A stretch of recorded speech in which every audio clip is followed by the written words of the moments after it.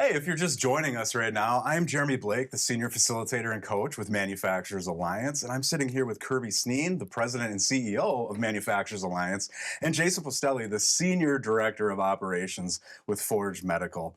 And we've been talking about a really important topic, which is letting go without losing control.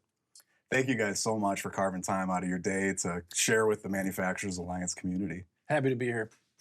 Yeah, likewise. Nice, nice. So what we'd like to do is really just ask you a few questions to go a little bit deeper on some of the topics and concepts that you both shared in your awesome presentations. And so, Jason, I'd like to kick this one over to you to start it off, Sure. which is how can leaders avoid over control while still maintaining clarity? Sure. So I'd answer that with two parts. I think the first is where we focus. Leaders are accountable and own, largely the outcome. How we get there, lots of different ways, right? So, when we start to over control, we're trying to control the parts that maybe we're not supposed to, right? So, staying focused on the mission or the purpose and the objective and what's the deliverable, while being as clear and consistent as possible with your team to help them understand that, and then giving them the freedom to exercise initiative and help them figure out how we do that, right? That's why they're there, right? To help that process. I think that part that goes along with that, and this is part two of that answer, and it's been brought up in both of the presentations, trust, right? You're at some point, right, and it shouldn't be that hard to do, but sometimes it is for us, right? But you've got to just force yourself to step away and know that your team has it.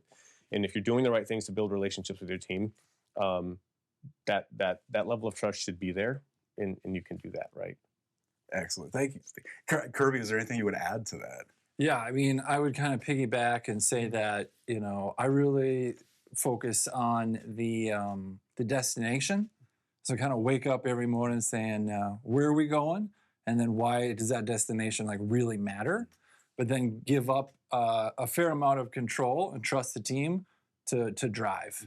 And so that's exactly how we're going to get there. How can they contribute their skills, their experience to say, okay, yeah, we've got standards and templates and stuff, so we're not completely starting from scratch. But what's the best way to get to the destination? I love that. So it's as long as they know where they're going, let them use their talents and their creativity and innovation to get there. Yeah, totally. Right? I really like that. Kirby, as long as I've got you over here, in your experience, what causes leaders to struggle with letting go in the first place? We talk about root cause. What's the root cause here? The root cause hit me yesterday. So I get back from the holidays and all of a sudden I'm like, okay, surprise. And so surprises is actually what I fear. And it's there's risk in not having feedback loops that are really dialed in. And so for me, that was it. That was it. It was the just the whole that whole fear and the surprise that happened. And so I had to do the RCA, and it did drive me to go back to a certain level.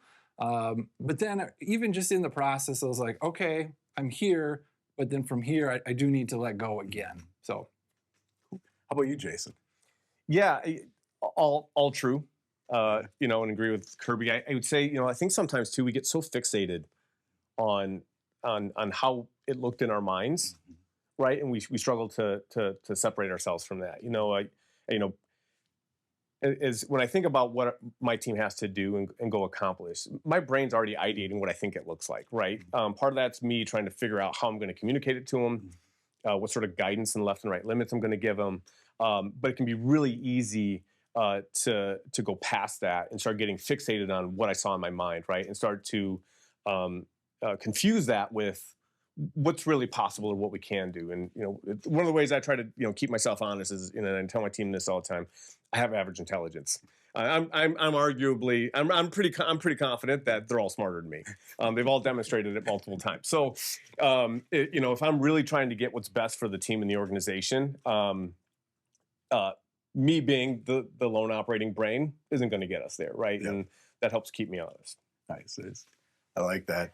It's when I reflect back even on some of my times, it's we talk about with 5S or things like that, people are like, oh, they don't want to let go of something because one time I needed it and I didn't have it, right? So sometimes I think as leaders we can be, well, there was one time that I let go of control and everything went crazy, right? And then Yep. I'm not doing that again, right? So, Kirby, how about let's talk about accountability a little bit. Sure. So, how can leaders preserve accountability without micromanaging?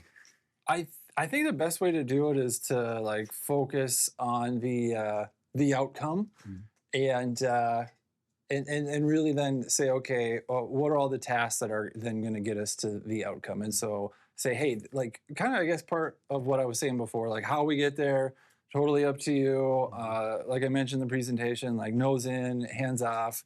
And then just being strategic and intentional with that, like setting up the visual dashboard, and then like agreeing, like, hey, let's touch base in 2 weeks, you know, and gives me a chance to like ask a couple questions. And it's not a surprise to you. It's not a surprise to me. Like, what's he doing? Like, no, we talked about it. Like, this is a good way to manage this. So there's a certain amount of just like letting go without like, you know, getting the claws out. And surprising someone with a lot of questions that aren't just inquisitive, but almost like interrogation style. So I think that visual control, the visual dashboard, and like the scheduled touch base, I think is key. Yeah, it's so similar to like with a Six Sigma project, right? And you've got those toll gate check-ins. It's almost similar, just a different layer of it. Yeah. How about you, Jason? Yeah, I'd add something a little bit different. It's speaks a little bit more broadly to just, you know, the leadership approach in general, but that's developing your team, right, and investing in them. That'll give you confidence if you're making those investments and training your people. And a common adage, right? Like, you know, leaders supposed to replace themselves or train themselves out of a job or something like that. If I find myself too far in the weeds or I'm micromanaging too often, I become the single point of failure, right? And if my job is to set the team up and the organization up to be successful, regardless of what adversity is, you know, we're dealing with, I know that I'm starting to set them up to fail. That by my own actions, I'm not allowing them to learn to do things without me there. So, you know, that's kind of part of my check. You know, I'm always trying to train myself out of a job. I'm trying to get them in a position where, you know, I'm always there to be consulted and support them, right? But they could do it without me if they wanted to, right? So as I try to make those investments, and that's certainly, you know, that takes time.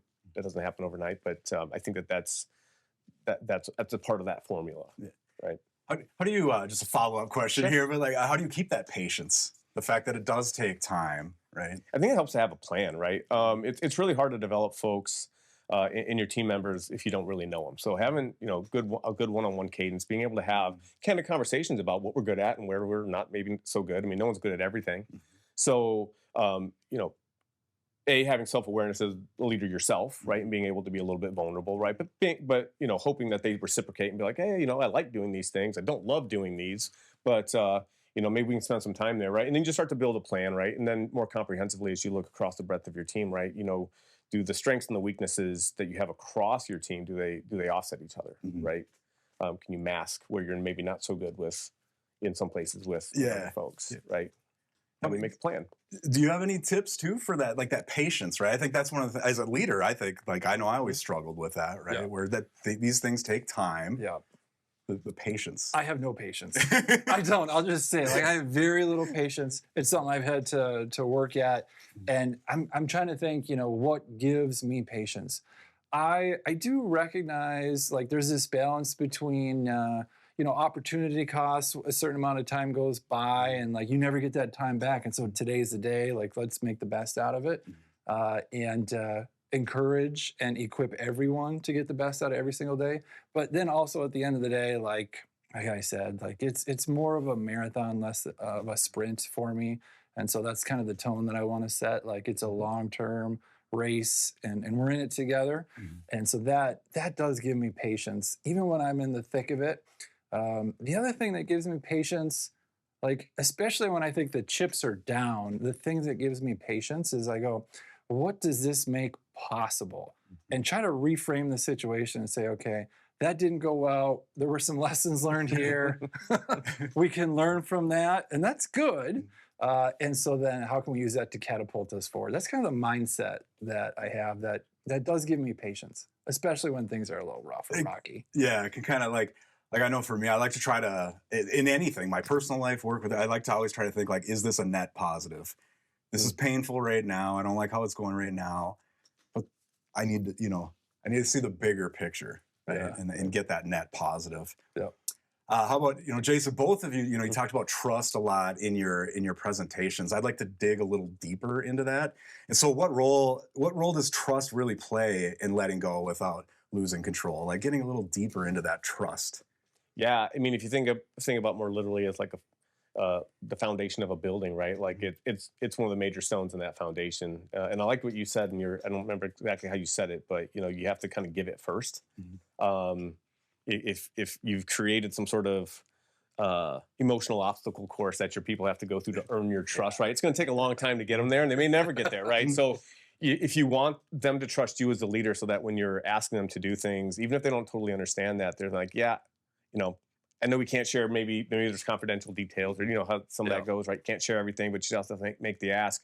But you want them to be like, I get it, maybe I don't love it, but like I trust Jason, right? If I want that response, I have to give that to them first, right? So I've got to be thinking about how can I demonstrate that I trust them, which is giving them some freedom. Number one, right? Definitely being clear, right? I can certainly make sure that when there is an ask, or when we've got objectives that we need to go accomplish, that how I define that and make sure that that lands and that we have the same understanding. Yeah, I think is a great way to set the stage for that, because they're, if they understand, they're more likely to execute, right? So, I've got a huge role to play in shaping that for them. So, but after that, right, it's a matter of kind of stepping back and affording them that trust, right? And they get it until they break it, versus not having it and having to earn it, right? Yeah. How about you, Kirby? Yeah, I mean, the only thing I think I would add is that word front loaded. Like sometimes, benefits at a company are front loaded, like our PTO, it's all front loaded. You get it the day you join the team. Same with trust, it's front loaded. And, you're all green until something says otherwise. And the only other thing I would look at is, there's emotions and then there's the facts again. So things for sure get emotional. Like that's life, that's work, that's business. And that's a roller coaster. They're fickle. So I acknowledge, but then lean on, well, what are the metrics? What's the performance? And then again, say, okay, you were at 100%. A week went by, are we not there anymore? A month goes by, a quarter goes by. And eventually there is a line where I'd say, okay, you were at 100% trust. Now we are down to 80. Yeah, it happens. So, but it starts at 100%. Yeah. And communicating that too, right? To let someone know that it has slipped a little bit, right? Before it goes down to zero. Yeah. Right. Totally. It's always easier to course correct a little bit, right? Yep. There's something, Jason, you said when you were talking about that I really liked, because most of the time when this topic is brought up about trust and letting go, it's about trusting the team. But you mentioned about them trusting you. And I think that's a really important thing that often gets kind of overlooked with a lot of leaders, is that your team has to trust you as well. Right. Would you guys mind giving a few more examples, go a little deeper on just things you can do to earn the trust of the team too, while you're also trusting them? Say-do ratio. First thing that came to my mind, like as a leader, I think about what did I say and did I actually do it? Did I write down what I said I was going to do, whether it's with one person or the team? And then did that actually happen? And did I meet expectations? And what were the expectations? So I think that's a great way to be able to have behaviors and outcomes. I think about every time we have what's the vision? What's the mission? What are the company priorities? I own those. That's the destination. Did I lead us there? And if I didn't, I would expect the team to not trust me as much. It's a bitter reality. Yeah. And it's part of the job. Yeah, I'm really glad to just acknowledge this part, Yeah, I totally agree, right? The word that came to mind, I like your say-do ratio. That's a good way to put that. But the word that came to mind was consistency for me. But it's essentially the same, right? Yeah. Does what comes out of my mouth match how I behave and act in front of them, and what I do around them? And nobody wants to do as I say, not as I do, leader, right? Yeah. So, a big part of leadership and great leadership is leading by example. So, if I want them to trust me, I need to be the things that they, that I'm going to expect out of them, right? I can't be a hypocritical leader where I need you guys to be this over here. I'm not doing that, but like so I have to set that example for them and kind of be a little bit of a beacon, because that starts to lend towards another word, that's important, which is credibility, right? So you start to build credibility, and that starts to bridge you into trust. It makes me think of years ago, I was in assets protection management. We had a saying in there that if you're in assets protection, you live in a glass house, right? Everybody. And I think it's no different as a leader, right? You live in a glass house. So, You're always you're always in the line of sight, right, with everything. All right, I've got one last question to close this out with you guys. I'll start with you, Kirby. Okay. All right, this is the big one here, okay? What is the number one reason, in your experience and opinion, that leaders they attempt to let go, they start to let go, but then they revert back? They just take that control back even more than they were doing before. Yeah, so I haven't nailed this one, but I definitely can relate to the question where I have let go of the task, and the individual's doing the task, but I haven't let go of the ownership. I don't let them completely own it. And I think that's a trap that a lot of leaders can fall into. Like, you do all the things, the process, the documentation, you start to let go and you delegate, maybe even go through that process, that tell, show, do review, but you revert back because you haven't let go of the ownership of it and hitting those outcomes. And so I do get it. There's kind of level 1, level 2 in delegation. Like level 1 is the task, and then level 2 is, but did you also reach the goal or the outcomes? But if you really want to revert back or not revert back and have them take ownership, you got to give them full ownership. It's tough for sure. Yeah, it's a scary, it's jumping to the next rung on the monkey bars, but letting go, right? Yeah, because it depends on the stakes, right? And so what's at stake? Like in some cases, it's our job that's at stake. It's the revenue of the company or the quality of the product. Was it really on time, or was it, like those OTIF metrics? It's partial. So what's at stake? How about you, Jason? Yeah, there's a couple of different ways I think that, I'm looking at this, and I think one of them is, leaders are people too. I think one of the traps we fall into is, the bad experiences we have. I've had great leaders, I've had some not so great ones, right? And I've learned from both, but you have those experiences that maybe remind you of a not so great one, and it makes you nervous, right? Or it like, oh, last time, it feels similar to a time maybe you failed or you came up short or you had a bad experience, right? So there's an emotional kind of knee jerk, right? That makes you want to like latch back in, even if it really isn't called for, right? It's kind of our human nature, right? We recognize patterns, and we have memories and things like that. So that we're leaders, people at all levels, right, are totally susceptible to that. I think another piece is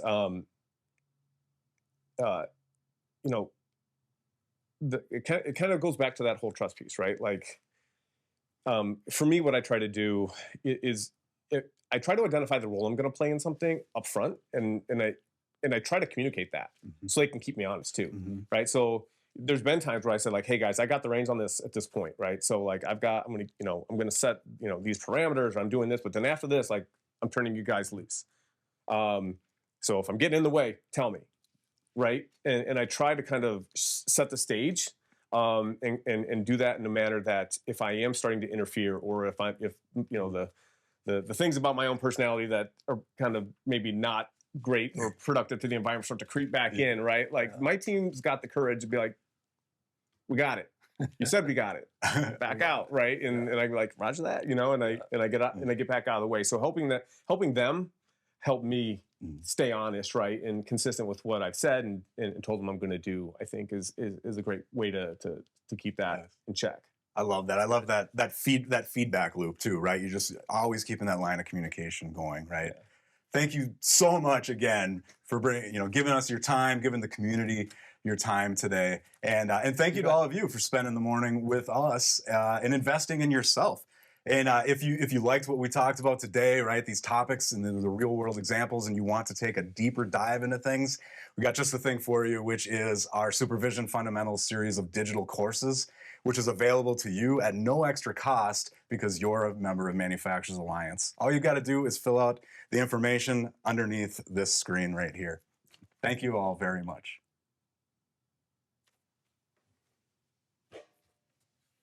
Thank you. All right, we done? Nicely done. You look like a pro. You said this was your first one? This is my first, Oh, you're all the first over it, one I'm man. doing, yeah. You even got the point to the imaginary.